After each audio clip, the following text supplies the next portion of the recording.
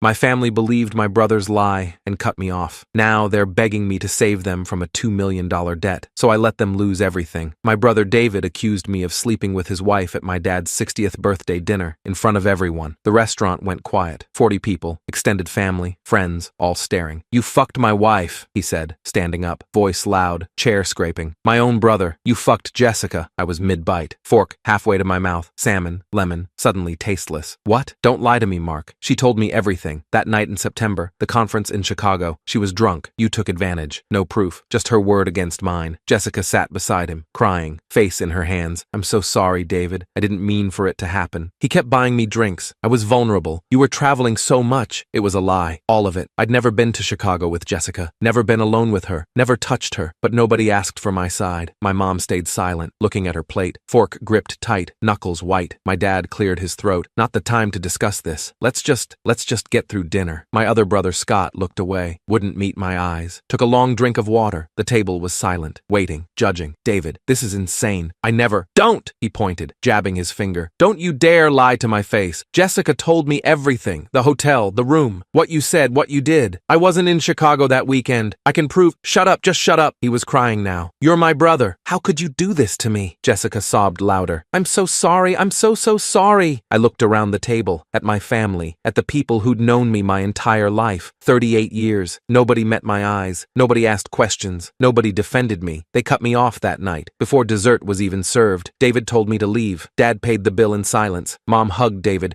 but wouldn't look at me. They blocked my number within the hour. I got removed from the family group chat, the one we'd had for 5 years. Gone. I sent texts. "This is a lie. Please listen to me. I can prove I wasn't there." No responses. All delivered but unread. Blocked. I called my mom's cell. Blocked. Dad's cell. Blocked. Scott's cell. Blocked. I was erased. Deleted. Like I'd never existed. 6 months later, I found out the truth. Jessica had been having an affair with her boss, Michael. Divorced. Wealthy. Rented an apartment for them. Every Wednesday afternoon. For 8 months. David had started asking questions. Noticed withdrawals. Unexplained absences. Found a receipt. Jessica panicked. She needed a scapegoat. Someone to blame. Someone David would hate more than her boss. Me. The perfect target. Single. Lived alone. No wife to provide an alibi. Distant relationship with the family already. Easy to believe. Easy to hate. I hired a private investigator. Cost me $3,000. Retired cop. Thorough. He got everything. Text messages between Jessica and Michael. Hotel receipts under his credit card. Security footage from the apartment building. Photos of them together. 8 months of documentation. I sent it all to the family group chat. The one I shouldn't have been able to access, but my cousin had added me back secretly after hearing my side. PDFs. Photos. Timestamps. Everything. Proof. Undeniable. Nobody responded. Not one apology. Not one, "We were wrong." Not one, "We should have listened." Just silence. Complete silence. I waited 3 days. Nothing. Called my mom from a friend's phone. She answered. "Did you see what I sent?" Long pause. "Yes." "And?" "Jessica made a mistake, but you shouldn't have aired family business like that. I didn't sleep with her. She lied about everything, and you all believed her. It's complicated, Mark. David was hurting. He needed support. And I didn't?" She hung up. That's when I decided they were dead to me. All of them. Not metaphorically. Actually dead. Ceased to exist. Gone. I deleted every contact. Every photo. Every memory. Changed my number. Moved apartments. Started over completely. 3 weeks ago, my dad called from an unknown number. I almost didn't answer. But it was Saturday morning. I was expecting a call about my car service. "Mark, please. I need to talk to you." His voice was shaking. "Wrong. Scared. How did you get this number?" "Your old college roommate. I tracked him down on LinkedIn. Please don't hang up. We're in trouble. Serious trouble." Turns out David had made some investments. Real estate development. New luxury condos downtown. Sure thing, according to the developer. Can't lose. Triple your money in 18 months. David convinced the whole family to invest. Pooled their resources. Mortgage on the family home as collateral. My parents' entire retirement savings. Scott's kids' college fund. Every dollar they had. $2 million total. Everything. The deal collapsed 6 months ago. The developer vanished. Offshore accounts. Shell companies. The SEC was investigating, but the money was gone. Untraceable. "The bank is foreclosing in 30 days, Dad said, voice breaking. "We'll lose the house. Everything. Your mother's devastated. We have nowhere to go." "That's rough," I said, flat, emotionless. "Mark, please. I know we hurt you. I know we were wrong, terribly wrong, but we're family, please." Family. I repeated the word. Let it hang there. "Like when you believed a lie without even asking for my side? I'm sorry. God, I'm so sorry. Your mother's sorry. Scott's sorry. Everyone's sorry. Where's David?" Silence. Long silence. "He disappeared 2 weeks ago. Took what little money he had left, about $15,000 from a secret account Jessica didn't know about, and ran. We think he's in Mexico or Central America. Florida, somewhere without extradition. Of course he did. Of course. Mark, you have money. I know you do. Your tech company's doing well.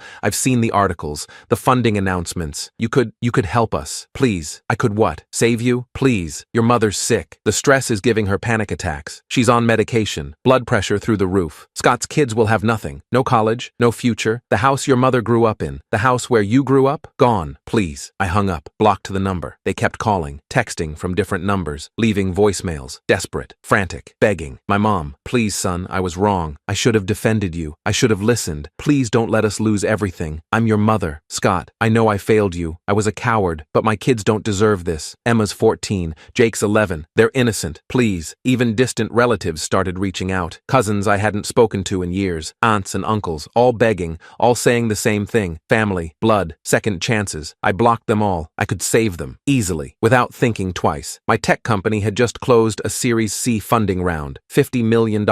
My share after dilution was still substantial. I had $4.2 million sitting in my checking account. Another $8 million in investments. $2 million would barely make a dent, would hardly even register. I'd make it back in a year just from dividends and interest. But I didn't respond to any of them. Not one word. Last week, my dad showed up at my office. Security called me. Mr. Chen, there's a man here in the lobby claiming to be your father. He's pretty upset. Says it's an emergency. Tell him I'm busy. He's crying, sir. Creating a bit of a scene. Should we call the police? I came down to the lobby, partly out of curiosity, partly because I didn't want my employees seeing this. He looked terrible. Thin, gray, broken, wearing the same jacket he'd worn for 10 years. Stained now, wrinkled. He'd aged a decade in 6 months. Mark, please, just 5 minutes. That's all I'm asking. 5 minutes of your time. We sat in the lobby, leather chairs by the window. He couldn't even look at me, hands shaking, eyes red. We have 1 week left, 7 days. The bank won't extend again. They've been generous. More generous than they needed to be. Your mother's having multiple panic attacks a day. She can't eat, can't sleep. Scott's wife is talking about divorce, taking the kids, moving back to her parents. Everything's falling apart. Sounds familiar, I said quietly. What? My life falling apart. 6 months ago. Nobody caring, nobody listening, nobody asking questions. Sound familiar? We were wrong. You were worse than wrong, Dad. You were cowards. I leaned forward, looked him in the eyes, made him hold my gaze. You let David destroy me because it was easier than admitting Jessica was a liar. You chose comfort over truth, chose the easy path over the right path. I know,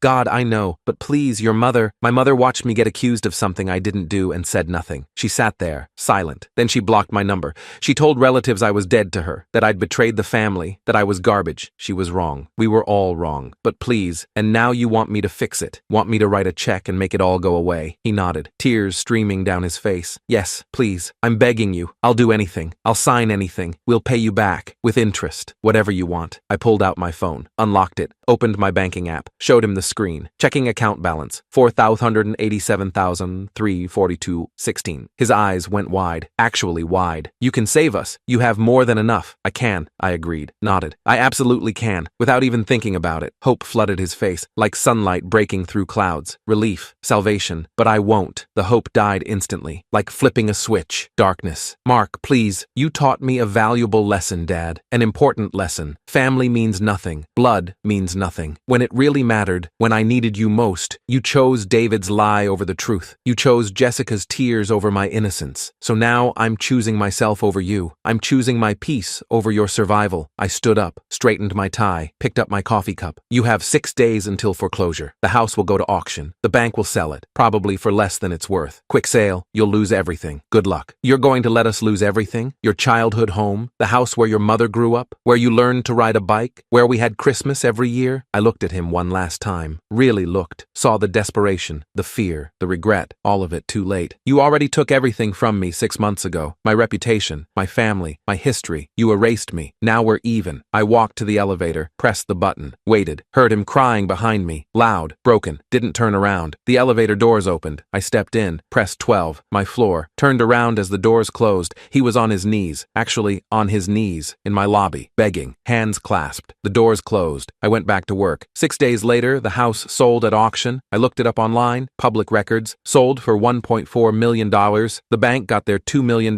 from the sale, plus other liquidated assets. My parents got nothing. They're renting now. Small apartment, 2 bedrooms, my mom, dad, and Scott's family all crammed in together. I saw photos on Facebook from my cousin who's still friends with Scott. Cramped, depressing, temporary. David's still gone, Still in Mexico, according to rumors. Jessica filed for divorce, moved back to her parents in Ohio. I'm still here, in my office, in my life, successful, wealthy, alone,